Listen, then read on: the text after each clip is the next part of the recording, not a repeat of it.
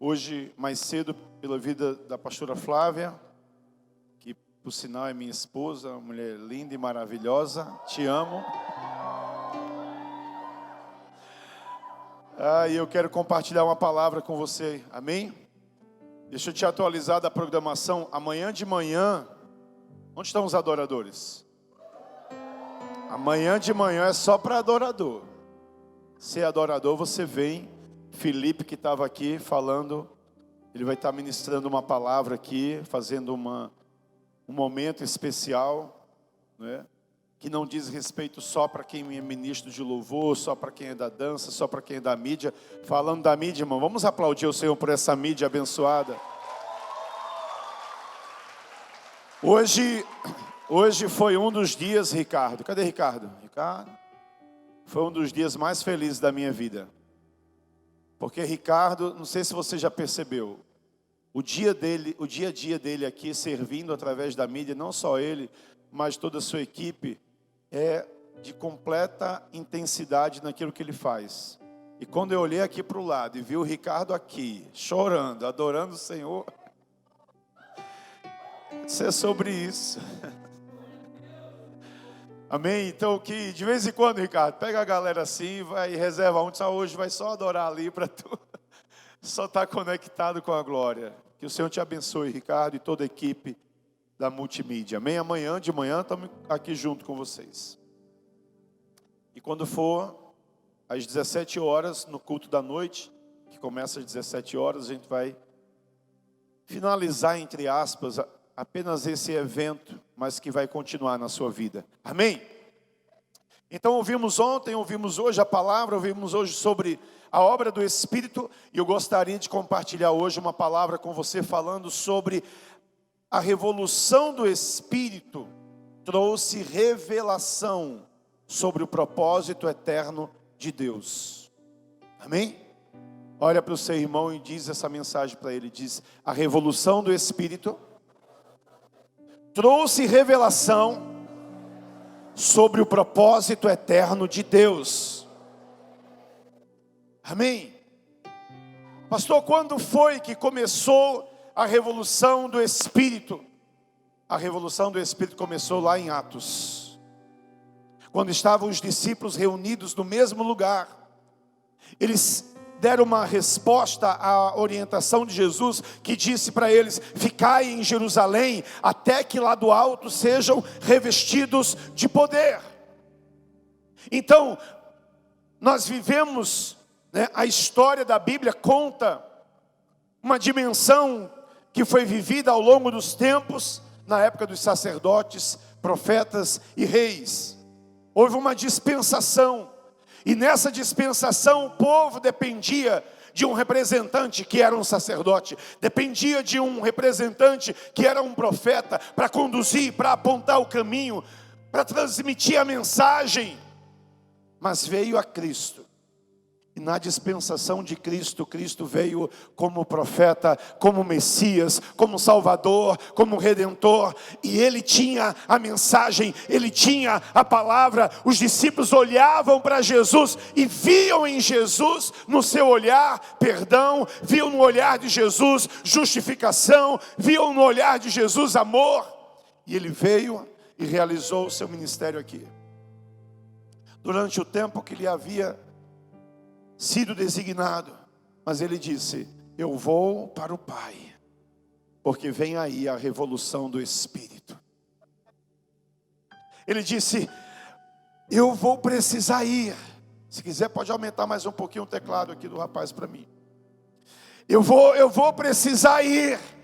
A minha obra aqui está terminando, mas não vai acabar. Porque vem um aí, o Consolador, vem um aí, que ele vai criar uma revolução, vem um aí, que como disse a pastora Flávia hoje, que o seu ministério vai ter uma glória maior, insuperável. Então naquele momento Jesus já estava anunciando a revolução que viria através do Espírito Santo. E essa revolução se manifestou através do Espírito Santo de Deus, cumprindo um propósito eterno que estava para ser revelado, manifestando, revelando um propósito eterno que estava para ser revelado.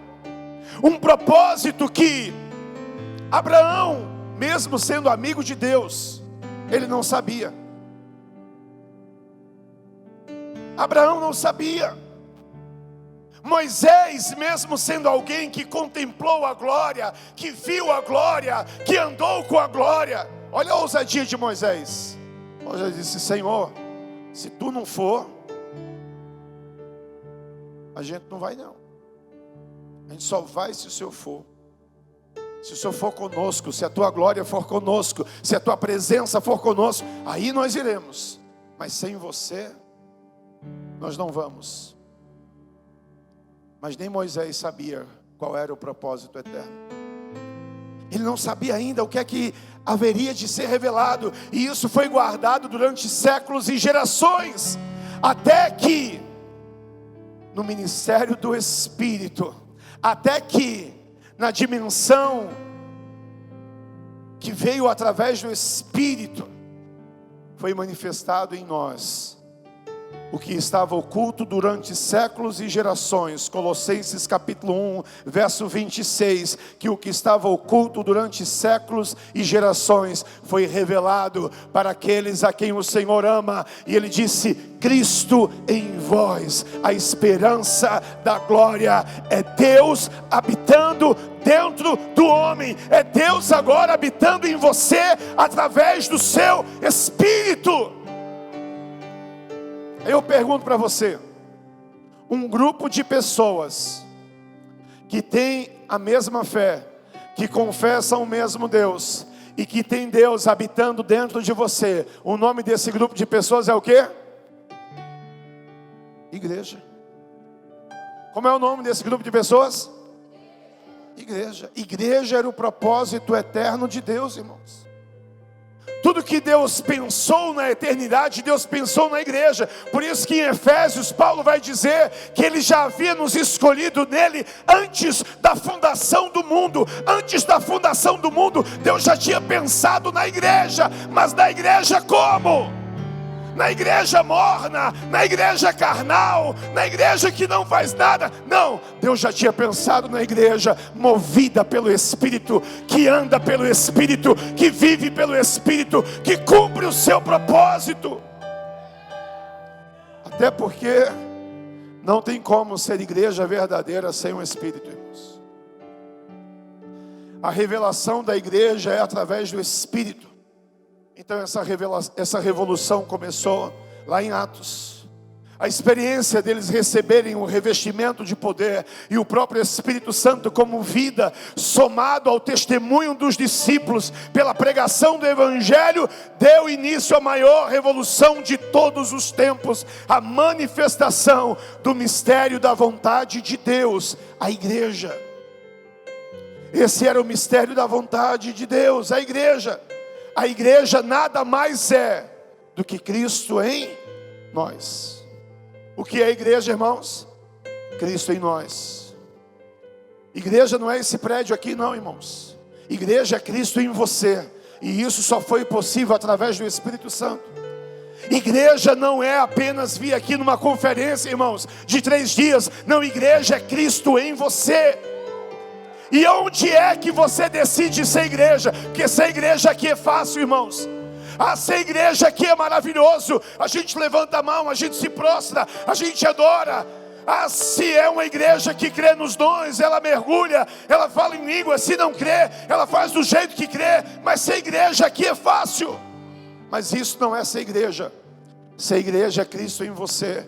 E quando Cristo está em você, alguma coisa é mudada. Você é afetado.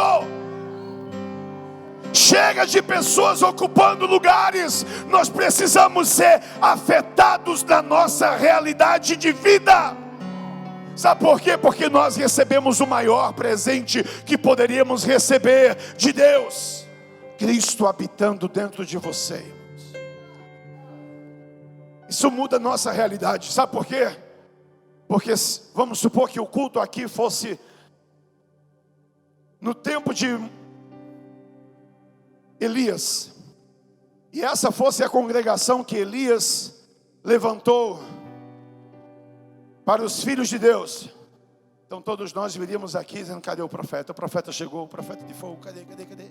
Ah não, estou vendo ali, veio o Felipe, veio uma galera ali, veio o Forrest e tal, mas cadê o profeta? O profeta tem que estar aqui, irmãos, porque as pessoas dependiam do profeta. Haviam reis que não davam um passo se o profeta não fosse lá dizer se era para ir para a guerra, se não era para ir para a guerra, se era para fazer, se não era para fazer.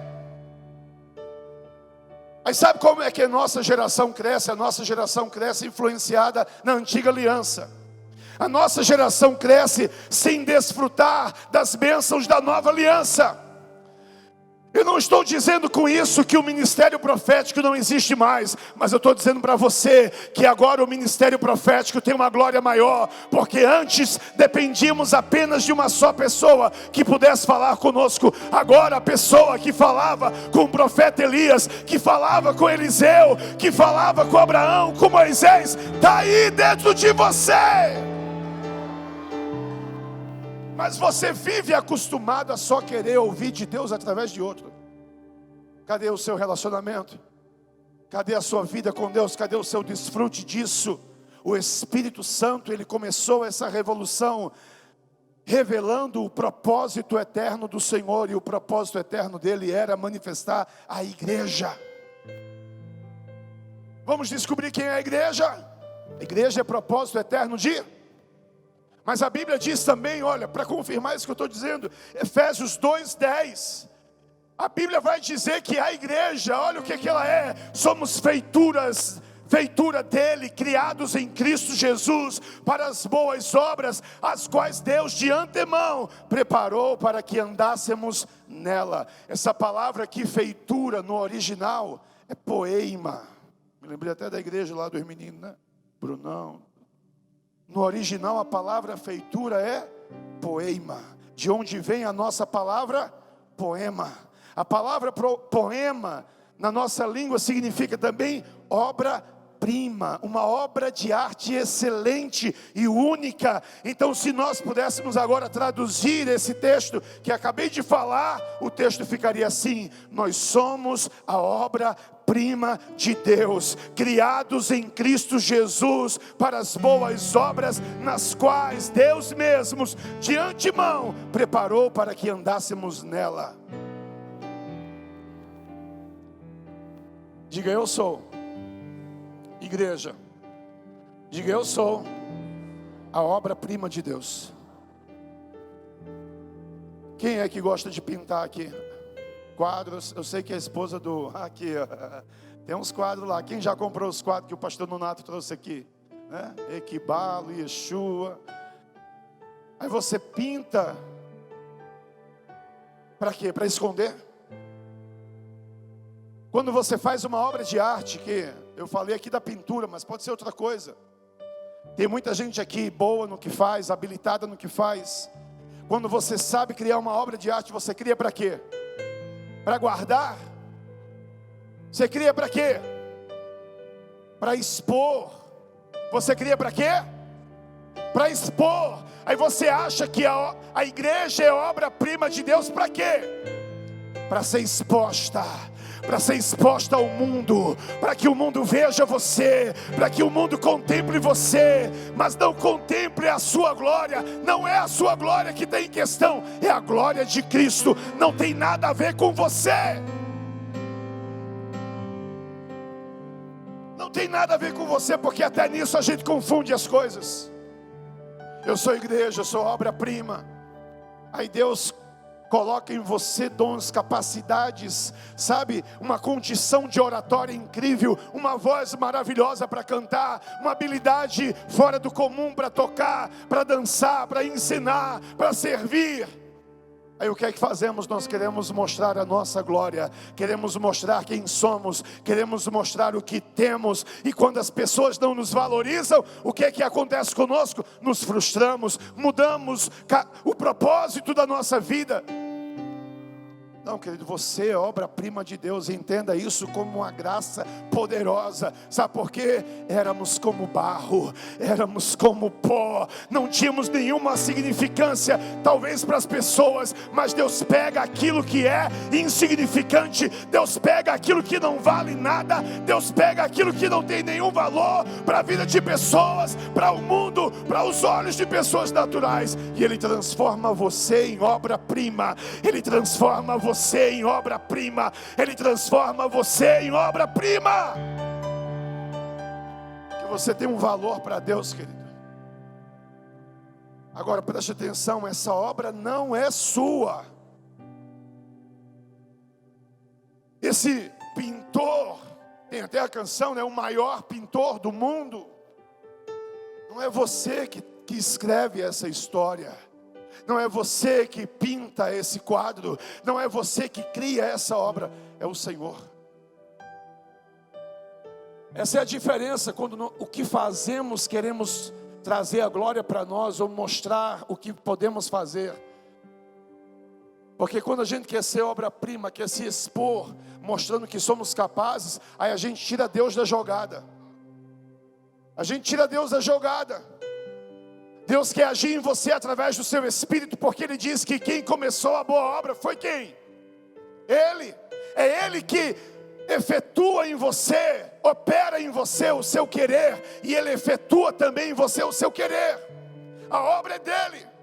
Então, se você não entende que agora você é um ser espiritual, que Deus habita em você, que Deus te criou para ser igreja, e como igreja você é obra-prima dEle, e você não deixa Ele moldar você, Ele trabalhar você, então como é que você quer viver uma revolução no Espírito?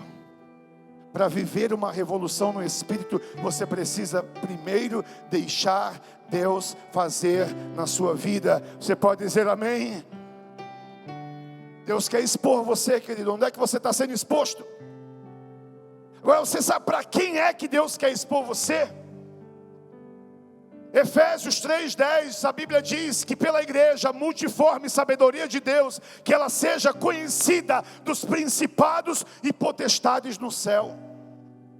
Deus quer tornar você conhecido lá, em principados e potestades espirituais. Mas onde é que você é conhecido? No TikTok? Onde é que você quer ser conhecido, meu filho? No Instagram? Onde é que você quer ser conhecido? No YouTube? Ah, pastor, não posso. Pode, filho. Se é para levar o evangelho, vai lá. Se tem uma motivação correta, então deixa Deus fazer. Mas onde você precisa ser conhecido é no meio de principados e potestades. Quando olhar para você vai dizer, ali tem fogo, tem algo diferente. Ali é a igreja, não mexe ali não.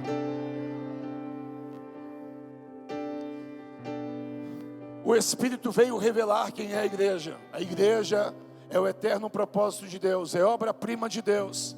Terceiro, a igreja é o reino de Deus aqui nessa terra. O reino, diga, a igreja é o propósito eterno. A igreja é obra-prima de Deus. Diga, a igreja é o reino. Efésios 2:19, nós lemos que já não somos mais estrangeiros e peregrinos, mas nós somos concidadãos dos santos, somos da família de Deus. O único lugar que nós somos estrangeiros e peregrinos é nessa terra, irmãos. Mas no que diz respeito ao mundo espiritual, à eternidade de Deus, nós não somos mais estrangeiros nem peregrinos. Nós somos concidadãos dos céus. Você tem uma cidadania, você tem um reino. Esse termo cidadãos, concidadãos, indica um reino, porque ser concidadão refere-se a participar de certos direitos civis. Direitos civis estão sempre relacionados com uma nação ou com um reino. Então você é cidadão do céu. Quantos aqui já sentiram vontade de ir para o céu? Fala a verdade, aquela vontade assim, assim eu queria ir hoje. Porque tem uns que não querem não, né, irmão? Você sabia disso? Tem uns que ficam, não, agora não, eu quero casar ainda, né? Aí eu quero realizar o meu sonho. Aí eu quero, Deus não vai fazer isso comigo, porque eu quero fazer a minha viagem dos meus sonhos. Tem gente que não quer não, irmãos, que Jesus volte agora não. Não quer morar no céu agora não. Mas quantos já sentiram esse desejo ardente? Levanta a mão, levanta a mão. Aquele desejo ardente assim no seu coração, que você não sabia de onde vinha, como foi que ocorreu. Não foi vontade de morrer, foi vontade de estar com Ele. Sabe por que você sente isso, irmão? Porque você é de lá. É você sentindo saudade de casa, irmãos. Agora, o fato da igreja ser reino nessa terra fala das suas responsabilidades, direitos e responsabilidades. Mas o fato de não sabermos quais são os nossos direitos, sabe como é que a gente vive a nossa vida aqui nessa terra? Vive como se não tivesse direito de nada. Não, meu irmão, a Bíblia diz que nós estamos assentados com Ele nas regiões celestiais. Ele se assentou, Ele morreu, Ele foi ao inferno, Ele foi à profundeza do abismo, Ele tomou as chaves da morte do inferno, ressuscitou, se assentou à destra do Pai, e Ele diz que nós nos assentamos juntamente com Ele. Por que nos assentamos juntamente com Ele? Porque Ele é o nosso representante. O direito que Ele tem, Ele entregou para nós. Sabe, o que Ele pode, Ele entregou para nós. O que Ele tem, Ele entregou para nós. O que Ele é, Ele entregou para nós. Então você tem direitos e responsabilidades. Você pode sim erguer a sua mão no nome de Jesus. Você pode sim pedir no nome de Jesus. Você pode bater no nome de Jesus. Sabe, você não tem que viver uma vida de escravo. Você tem que viver uma vida de reino. E quem pertence ao reino, reina. Amém ou não amém? Você não tem um explorador sobre você. Você tem um rei. E a Bíblia diz que Ele é rei dos... Quem são esses outros reis? Quem são esses outros reis? Quem são esses outros reis? Talvez você não sabia, mas quando a Bíblia diz que Ele é rei dos reis, Ele está falando de você. Ele não está falando do rei de Portugal que descobriu o Brasil. Ele não está falando da rainha Elizabeth. Ele não está falando de nada disso. Ele está falando de você. Ele é rei dos reis. Agora, outra coisa importante: você tem responsabilidade, irmãos. Qual é a nossa responsabilidade nesse reino? O que é que você tem feito aqui? A nossa responsabilidade como participantes desse reino está exatamente expressa na oração de Cristo. Quando Ele ensinou os discípulos a orar, o que foi que Ele disse? Ele ensinou a orar, e Ele ensinou a orar assim: venha a nós o teu, seja feita a tua, aqui na terra como é. Mas para que a vontade de Deus seja feita aqui nessa terra, como ela é feita no céu, do que é que Ele precisa aqui nessa terra? Ele precisa de concidadãos. Ele precisa de pessoas que são do seu reino e que foram enviadas do seu reino para esse lugar, para conquistar esse território e para trazer a influência do reino de Deus a essa terra. A Bíblia diz em Isaías que Ele não criou essa terra para estar assolada e destruída, mas Ele criou para ser habitada pela sua glória. Aí Deus conta com você. O que é que você tem feito, irmãos? A revolução do Espírito só vai acontecer na sua vida, na vida da igreja, na vida da sociedade, quando você entender quais são os seus direitos e responsabilidades como igreja do Senhor. Nós precisamos trazer a influência do reino para esse mundo. Não é trazer a influência do mundo para dentro da igreja, que é você. Nós precisamos trazer a influência do reino, de quem nos governa, de quem rege a nossa vida, de quem é o nosso dono, para essa terra, irmãos. Como é que faz isso, queridos? Compartilhando, que você mais faz nas redes sociais, mas você não faz com essa intenção. Você tem que começar a compartilhar o reino. Sabe, essa palavra que eu ouvi hoje no almoço pelo Felipe, ela foi muito forte quando eu escutei isso. Que as bases missionárias hoje só existem porque a igreja não cumpre o seu papel. A igreja não cumpre a sua responsabilidade de reino. A igreja não cumpre a sua responsabilidade de concidadão. Sabe, nós não cumprimos a nossa responsabilidade. Mas se você começar a cumprir a sua responsabilidade, irmãos, o reino de Deus vai começar a se multiplicar. E o reino de Deus vai invadir lugares que ainda não entrou. O reino de Deus vai alcançar pessoas que ainda não foram alcançadas. Vai alcançar a tua casa, vai alcançar a tua família, vai alcançar as pessoas no teu trabalho, vai alcançar as pessoas na tua faculdade, na tua escola, vai alcançar o mendigo, vai alcançar a prostituta, vai alcançar o morador de rua, vai alcançar os drogados.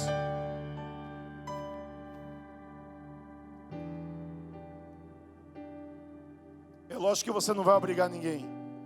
Mas se tem alguém aqui do seu lado, vivendo uma vida de miséria, vivendo uma vida de derrotado, vivendo uma vida que não presta para nada, por que você não fala para ele que tem uma vida melhor? Olha, conheça um rei que pode mudar a sua vida. O quê? Sim. Aí você até conta seu testemunho. Ele me transportou do império das trevas e me transportou agora para o reino do Filho do seu amor. Conta para ele. Igual a gente brinca aqui na escola de servos. Diz para ele: eu vivia na Trevolândia, tudo lá era trevoso, mas agora o Senhor me transportou para Luzilândia, a cidade da luz. Lá tem um rei. Lá tem um rei que providencia tudo para mim. Lá tem um rei que me deu um nome, que me deu novas vestes, que me deu uma herança, que me prometeu um futuro, uma eternidade.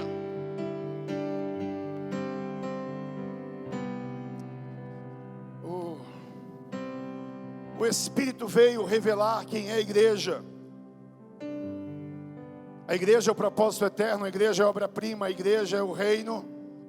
E ele veio mostrar qual é a base da igreja. A base da unidade da igreja como corpo de Cristo está fundamentada em 7 princípios. Somos um só corpo, irmãos. Um só. O que é que nós somos? Um só corpo. Não tem ninguém melhor do que ninguém aqui. Não tem parte desse corpo inferior a outro. Todas as partes são extremamente importantes, até as mais escondidas, até as que aparecem menos. Nós somos um só corpo. Segundo princípio, nós somos um só Espírito. O mesmo Espírito que se move em mim, se move em você. Então começa a desfrutar disso. Deixa de confiar só na oração do irmão, querido. Você vai pedir oração para compartilhar, mas você não confia só na oração dele. Confia também no que você pede ao seu Senhor. Nós temos uma só esperança.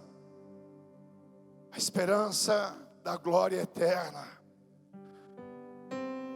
Nós não vivemos a nossa vida com olhar no passado. Nós vivemos a nossa vida com olhar no futuro.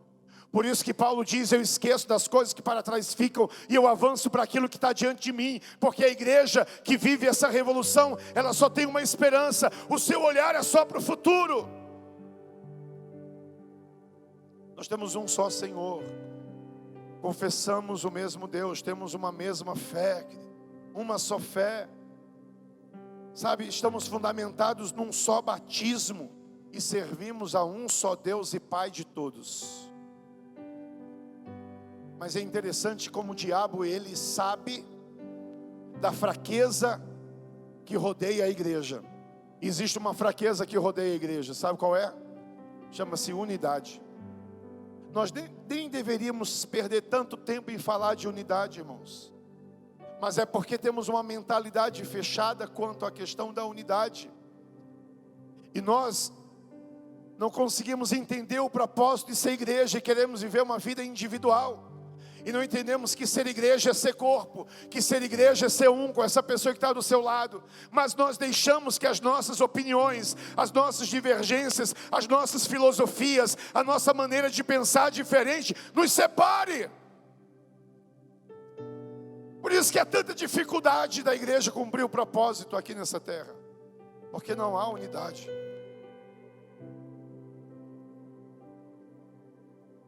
Agora, interessante aqui, quando nos ajuntamos para adorar ao único Deus, nós percebemos que o senso da presença de Deus, irmão, gera unidade.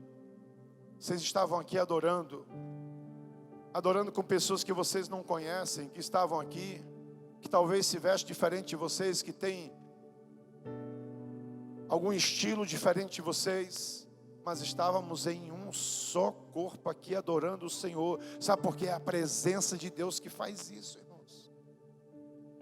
Então eu fico pensando qual é a revolução que o Espírito quer fazer hoje na igreja brasileira.